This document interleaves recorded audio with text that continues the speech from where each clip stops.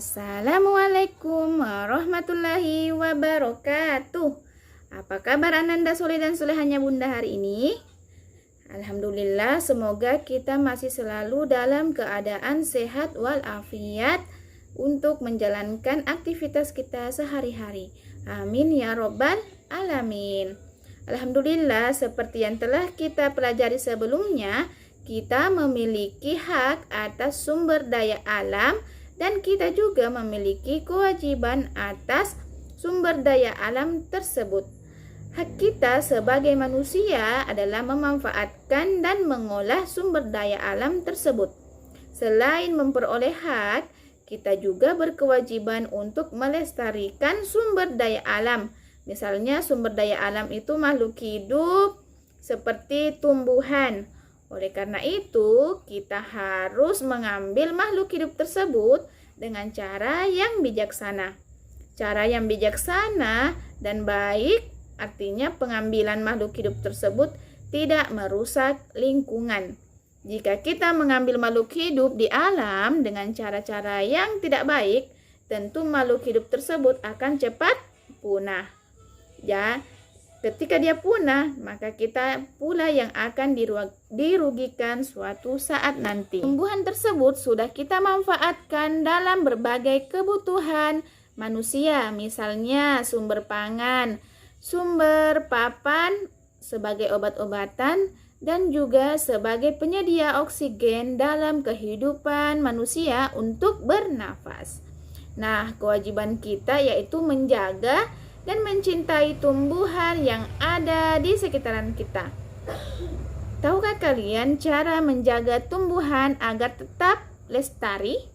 Nah, diperhatikan cara-cara yang menunjukkan kewajiban kita dalam mencintai tumbuhan. Yang pertama adalah tidak boleh merusak tumbuhan. Yang kedua, kita tidak boleh menebang pohon secara sembarangan. Yang ketiga, menanam tumbuhan di sekitaran lingkungan kita. Yang keempat, yaitu merawat tanaman yang kita tanam. Jadi kalian harus rawat dengan baik semua tumbuhan yang kalian tanam atau orang tua kalian tanam ya. Kemudian, yang kelima yaitu kita harus memupuk atau menyiram tanaman tersebut secara teratur. Jadi, perhatikan tumbuhan-tumbuhan yang ada di rumahnya agar tetap dijaga dan dirawat agar tidak cepat punah. Nah, setelah kalian melaksanakan kewajiban kalian untuk merawat tanaman tersebut, maka hak kita yaitu untuk memanfaatkan tanaman tersebut dan dengan menikmati hasil yang kita sudah tanam. Di dalam kenyataan hidup kita sehari-hari, ada saja orang yang hanya menuntut haknya, tapi tidak pernah melaksanakan kewajibannya. Misalnya, ada orang yang hanya memanfaatkan tanaman tanpa mau melaksanakan kewajibannya, yaitu merawat tanaman. Nah, jadi pelaksanaan hak dan kewajiban itu sayangnya harus seimbang. Setiap orang tidak boleh menuntut haknya saja, tetapi kita harus menyeimbangkan antara hak dan kewajiban kita. Setiap orang harus mengetahui hak dan kewajibannya masing-masing. Setiap orang juga harus melaksanakan kewajibannya dan memperjuangkan segala hak-haknya. Ya, jadi jika itu memang merupakan hak kalian, kalian harus memperjuangkan semua hak kalian. Kemudian jika hak dan kewajiban itu berjalan seimbang, maka kehidupan di dunia ini atau kehidupan bermasyarakat kita akan selalu harmonis, aman, dan sejahtera. Kewajiban yang dilaksanakan dengan baik akan menciptakan hal-hal sebagai berikut. Silahkan diperhatikan di atas ya. Yang pertama, yaitu terciptanya keluarga yang harmonis. Yang kedua, yaitu peraturan bisa dijalankan dengan baik. Yang ketiga, kita tidak ada orang yang merasa terganggu. Yang keempat, hidup rukun dalam dekat rumah atau hidup sesama tetangga. Yang kelima yaitu terciptanya keamanan dan kenyamanan di lingkungan sekitar kita. Yang keenam, tercipta kebersihan, keindahan, dan kesehatan di sekitaran rumah kita. Nah, agar pemenuhan hak dan kewajiban itu berjalan seimbang, setiap orang hendaknya bersikap seperti yang pertama, yaitu mendahulukan pelaksanaan kewajiban sebelum menuntut hak. Jadi, agar seimbang antara hak dan kewajiban itu, yang pertama kita lakukan yaitu mendahulukan kewajiban sebelum menuntut hak.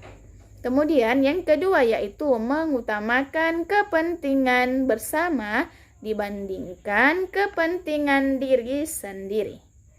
Jadi jangan sayang, pentingkan diri tak sendiri, kita harus juga dahulukan kepentingan kita bersama. Kemudian yang ketiga yaitu tidak mengganggu hak orang lain saat menikmati hak sendiri. Jadi jangan mengganggu haknya teman-teman tak atau hak orang di sekitaran tak dengan hak kita yang tidak baik ya. Jadi kalian harus menghargai haknya orang lain. Yang keempat, tidak boleh meminta hak secara berlebihan.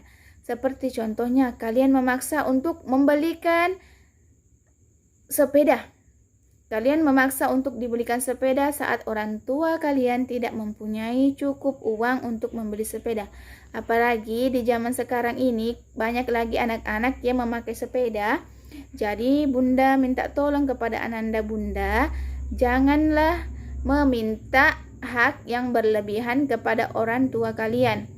Kalian harus selalu menanamkan pada diri kalian yaitu sikap bersabar. Jadi harus selalu sabar dan berusaha juga, jangan hanya meminta saja kepada orang tua, tapi kita pun harus berusaha dengan cara bisa jadi kita celeng uang dari sisipan uang belanjanya ataukah menceleng uangnya hasil dari murojaah hafalannya dan sebagainya.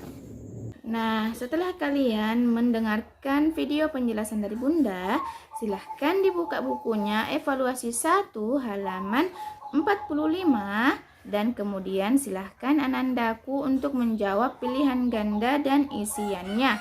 Setelah itu kalian bisa fotokan ke Bunda hasil pekerjaan evaluasi 1-nya. Semangat! Assalamualaikum warahmatullahi wabarakatuh.